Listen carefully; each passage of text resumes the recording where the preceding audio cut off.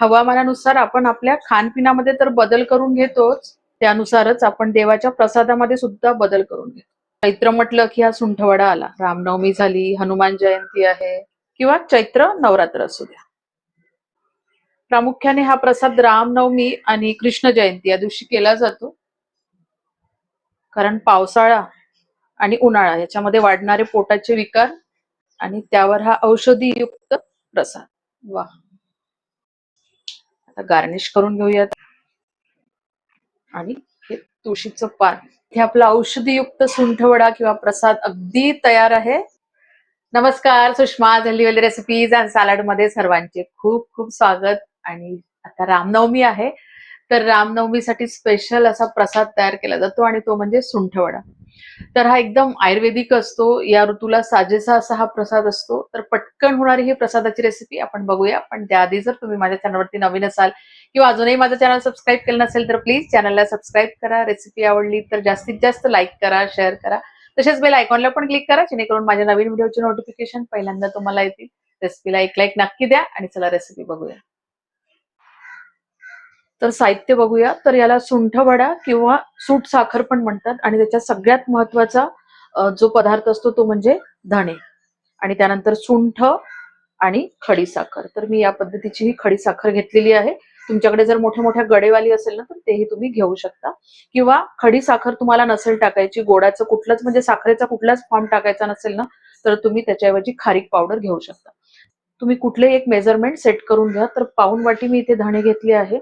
तर धणे डायजेशन मध्ये खूप हेल्प करते, कारण इमिजिएट जे आहे गुढीपाडव्यानंतर वातावरण बदलतं, म्हणून हा प्रसाद खरं तर केला जातो या सीझन मध्ये. कारण डायजेशन मध्ये धणे हेल्प करतात आणि थंड असतात. सगळ्यात महत्वाची प्रॉपर्टी याची जी आहे ते म्हणजे थंड असते. भरपूर विटॅमिन्स आणि मिनरल्स याच्यामध्ये आहे. पचनाचे जेही आजार असेल तर त्याच्यामध्ये हे मदत करते, म्हणून धणे इथे जास्त घेतल्या जाते. आणि त्यानंतर सुंठ.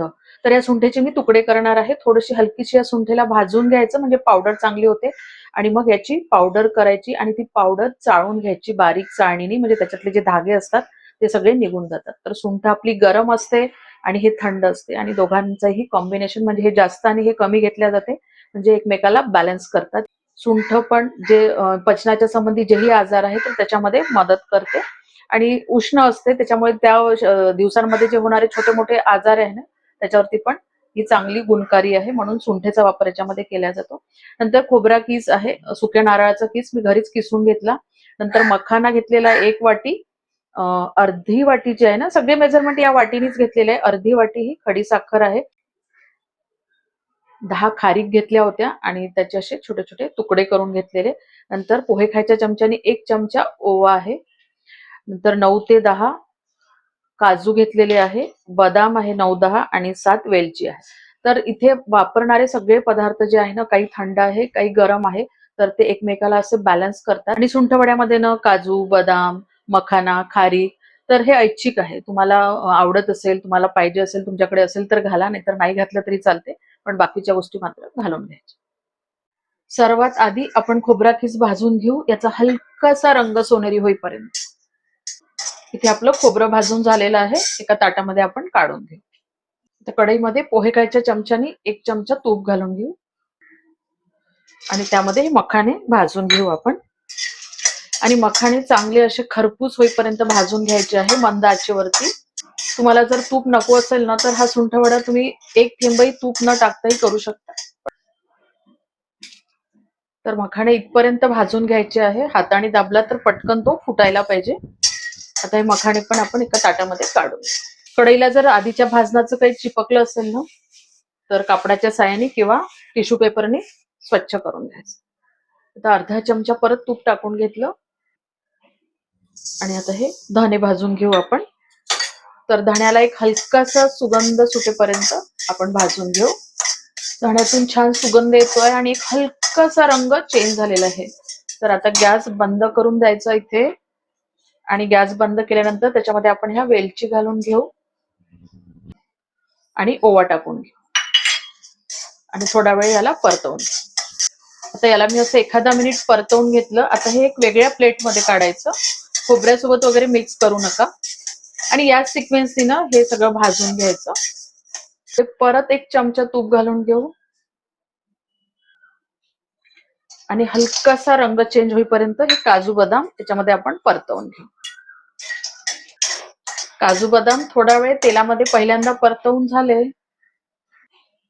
की नंतर आपण हे खारीक घालून घेऊ आणि आता हे सगळ्यांना थोडा वेळ परत परतवून घेऊ. त्याचा हलकासा रंग चेंज झालेला आहे. गॅस बंद करून देऊ आणि थोडा वेळ याच कढईमध्ये राहू द्यायचे आणि 1 ते 2दा याला परतवून घ्यायचं, म्हणजे ते लागणार नाही.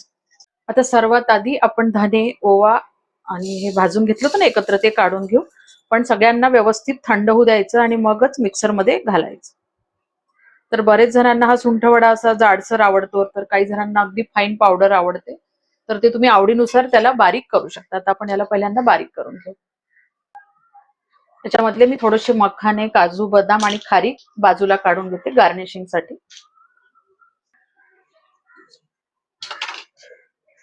तर बघू शकता अशा पद्धतीने बारीक झालेला आहे आणि परत होईल बाकीच्या गोष्टी फिरवता फिरवता. आता थंड झाल्यानंतर हे सगळं आपण याच्यामध्ये टाकून घेऊ आणि असे काजू, बदाम, खारीक आपण याच्यामध्ये फिरवून घेतलं ना तर एक सगळ्या गोष्टीची टेस्ट आपल्याला मिळते. म्हणून थोडेसे गार्निशिंग साठी राहू द्यायचे आणि थोडे याच्यामध्ये टाकून द्यायचे. मी सुंठ पावडर करून घेतली होती वेगळं आधीच भाजून, तर या चमच्याने चांगले भरून घेतलेले आहे मी 2 चमचे. आता हे थोडंसं हलवून याला पण आपण बारीक करून घेऊ. तर हे पण आपलं फिरवून झालेलं आहे. आता तुम्ही म्हणाल सगळं एका वेळेस टाकलं तरी तो होईल. हो, होतं सगळ्या वेळेस, पण प्रॉपर होत नाही. मग ते काही याचे मोठे दाणे राहून जातात किंवा मग त्याची टेस्ट पण अशी व्यवस्थित येत नाही. काही घासामध्ये येते, काही घासामध्ये नाही येते. म्हणून आणि वेळ पण जातो त्याच्यामध्ये. आपल्याला असं वाटतंय आपण एका वेळेस टाकलं तर पटकन होईल, पण त्याच्यामध्ये वेळ पण जातो. आणि आता शेवटी साखर घालून घ्यायची. थोडंसं मिक्स करून घेऊ. इथे साखरेचं प्रमाण तुम्ही कमी करू शकता, वाढवू नका, परफेक्ट आहे. तर आपण हे आता फिरवून घेऊ. झाला, फार करायला वेळ लागत नाही, अगदी 10 मिनिट वगैरे जातात सुंठवडा तयार करायसाठी.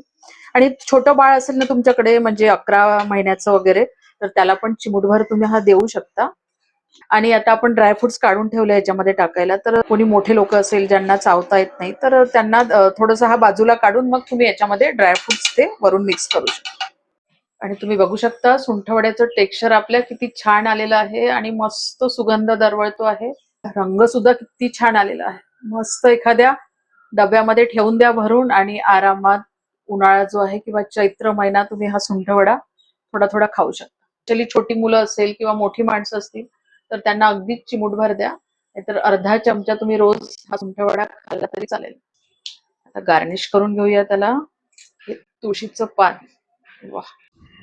सो तुम्ही हा सुंठवडा नक्की ट्राय करा आणि आवडला तर लाईक शेअर करायला विसरू नका. परत भेटूया अशाच एका छानशा रेसिपी सोबत. तोपर्यंत धन्यवाद.